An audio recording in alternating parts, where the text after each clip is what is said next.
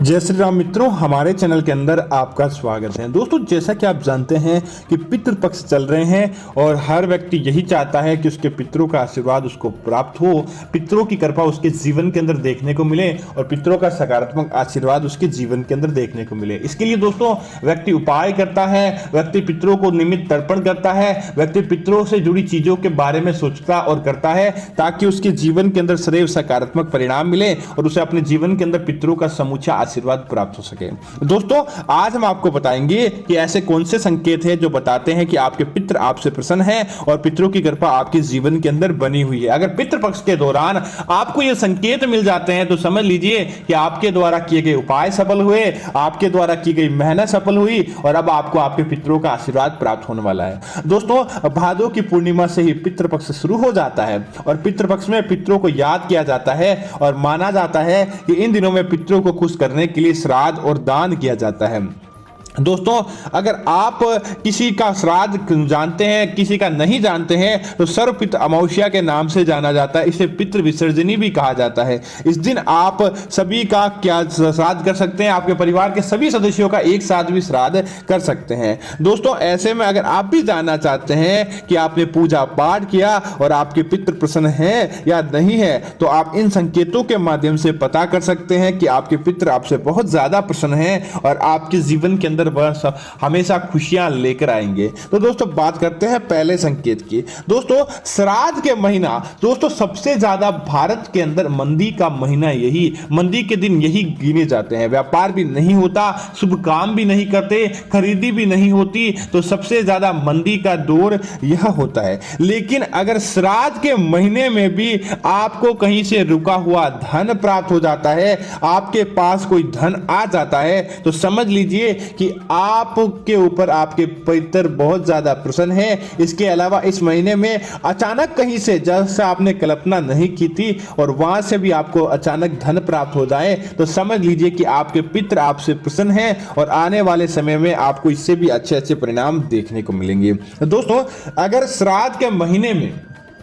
कोई ऐसा कार्य है जिसे आप करने की सोच रहे होते हैं लेकिन वह आपका कार्य लंबे समय से रुका हुआ होता है, लेकिन श्राद्ध के महीने में वह कार्य पूरा होने लगता है और आपका वह रुका काम पूरा होने लगता है, या कोई व्यक्ति जिससे आप चाहते थे कि सामने से आकर वह आपको चलकर किसी कार्य के बारे में बोले और आपकी वह मुराद पूरी हो जाती है, आपका वह कार्य सामने से आकर पूरा होने लगता है, तो समझ लीजिए कि आपके पितृ आपसे प्रसन्न हैं। दोस्तों, अगर कोई आपका ऐसा कार्य या आपकी इच्छा पूरी नहीं हो रही थी लेकिन आपने अपने पितरों का नाम लेते ही वह आपका काम या इच्छा पूरी हो जाए, तो या पितरों को याद करने मात्र से वह काम सफल हो जाए, तो समझ लीजिए कि आपके ऊपर आपके पितृदेव की कृपा है, आपके पितरों का आशीर्वाद आपको प्राप्त है। दोस्तों, अगर आपका कोई प्रियजन, आपका परिजन श्राद्ध के विशेष दिनों के अंदर आपके स्वप्न के अंदर आता है, जब रात्रि को आप गहरी नींद के अंदर होते हैं, आप स्वप्न देखते हैं, तो समझ लीजिए कि आपके पितृ अगर आपको कुछ संकेत दे रहे हैं, आपके ऊपर प्रसन्न है, या कुछ भी नहीं लेकिन अच्छी बातें भी सपने के अंदर आपको करते हैं और उनका हंसता खिलता चेहरा आपको दिखाई देता है, तो समझ लीजिए कि भगवान की और पितृदेव की कृपा आपके जीवन के ऊपर है और पितरों का आशीर्वाद आपका प्राप्त होने और पितरों के आपकी पूजा पाठ और आपके तर्पण से खुश होने के ये संकेत माने जाते हैं। दोस्तों, अगर आपको स्वप्न के अंदर सांप दिखाई दे और उसे देखकर आप प्रसन्न हो रहे हैं, मतलब कि स्वप्न के अंदर, तो समझ लीजिए कि आपके पितृ आपसे प्रसन्न हैं और आपके ऊपर आपके पितरों की कृपा रहने वाली है। और सांप का भी पितृ दोष के अंदर बहुत ज्यादा योगदान रहता है और सांप अगर प्रसन्नचित मुद्रा के अंदर बहता हुआ निकल जाता है, तो समझ लीजिए कि आपके पितरों की अखंड कृपा आपके जीवन के अंदर देखने को मिलेगी। दोस्तों, एक बहुत बड़ा संकेत है, कम ही लोगों को मिलता है, लेकिन जिसको मिल गया समझ लीजिए कि आपके पितृदेव आपसे प्रसन्न है और इस पितृ पक्ष के दौरान आपके जीवन के अंदर कभी भी कोई कष्ट नहीं आता है। और पितृपक्ष के दौरान अगर आप इन चीजों को जान लेंगे तो समझ लीजिए कि पितृ आपसे प्रसन्न है। तो दोस्तों, बात करते हैं कि पितृपक्ष के दौरान अगर कोई कौवा, क्योंकि दोस्तों श्राद्ध पक्ष के अंदर सबसे बड़ा योगदान रखता है तो वह कौवा रखता है। कौवा हमें शुभ और अशुभ संकेत दोनों देता है, लेकिन पितृपक्ष के दौरान निर्कव काम काम बोलने वाला कौवा आपके घर के ऊपर आने लगता है और भादो महीने में 16 दिन कौवा हर घर की की छत पर मेहमान बनता है। और दोस्तों यह कौवा अगर आपके घर की छत पर आ गया और आपके द्वारा जो खाना बनाया गया था और उस खाने को कौवा खा लेता है तो समझ लीजिए कि कौवा को पीपल को पितृ का प्रतीक माना गया है। और अगर आप इन दोनों कौवे को खाना खिलाएं और वह खा लेते हैं तो समझ लीजिए कि आपने अपने पितरों को तृप्त कर दिया है। इसी वजह से दोस्तों आपको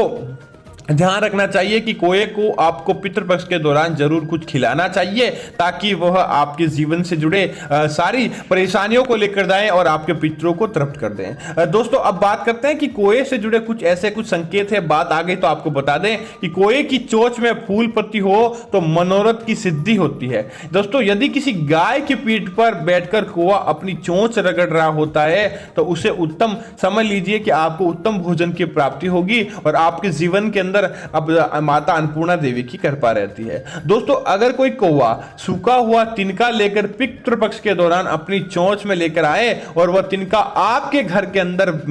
फेंक दे या आपके घर के अंदर उसकी चोंच से वह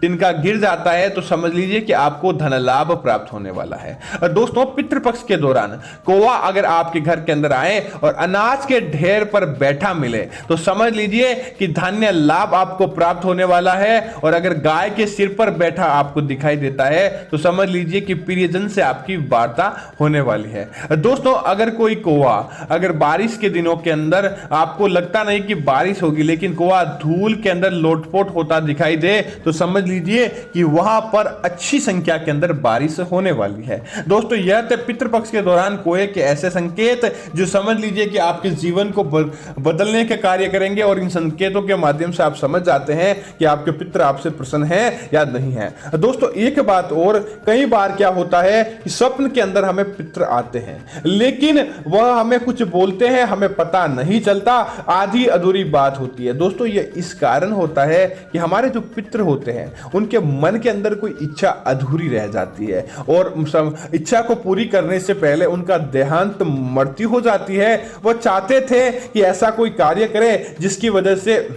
उनका नाम हो, आपके परिवार के सदस्यों के लिए कुछ भी कार्य के अंदर सहूलियत हो जाए, वह अपने प्रियजन के लिए कुछ करना चाहते थे लेकिन आकस्मिक कारणों से उनकी मृत्यु हो जाती है तो उनका मन नहीं लगता और उनका मन मोक्ष की नहीं प्राप्त कर पाता जिसकी वजह से उनकी आत्मा आपके आसपास भटकती रहती है। कई बार आपके स्वप्न के अंदर भी आकर आपको संकेत देते हैं कि और लेकिन आपको पता नहीं चलता कि वह कहना क्या चाहते हैं। इस प्रकार के संकेत आपको बताते हैं कि आपके पितरों को मोक्ष की प्राप्ति नहीं हुई है। तो दोस्तों आपको इसके लिए क्या करना चाहिए कि अपने पितरों की मोक्ष की प्राप्ति के लिए आपको प्रार्थना करनी चाहिए। उनसे जुड़े आप श्राद्ध पक्ष के दौरान उपाय कीजिए, उनकी मोक्ष प्राप्ति के मंत्र बोलिए और साथ ही साथ उनको आपको पिंडदान या तर्पण करना चाहिए ताकि उनको सच्चे तौर पर मोक्ष की प्राप्ति हो जाए और आपके पितरों के ऊपर सदैव आशीर्वाद, आपके ऊपर पितरों का आशीर्वाद बना रहे और पितृ हमेशा खुश रहे। दोस्तों स्वप्न के माध्यम से कई पितृ हमें संकेत देते हैं, उनको समझकर सही तौर पर उसका निदान करना चाहिए ताकि आपको आपके आने वाले जीवन के अंदर कभी भी किसी प्रकार की कोई परेशानी ना हो। तो दोस्तों उम्मीद है कि यह जानकारी आपको अच्छी लगी होगी। ऐसी अन्य जानकारियां देखने के लिए आप हमारे चैनल को सब्सक्राइब कर सकते हैं। साथ ही साथ वीडियो को लाइक और शेयर जरूर करें ताकि आपके जीवन के अंदर ऐसी जानकारियां प्राप्त हो सके। जय श्री राम मित्रों, धन्यवाद मित्रों।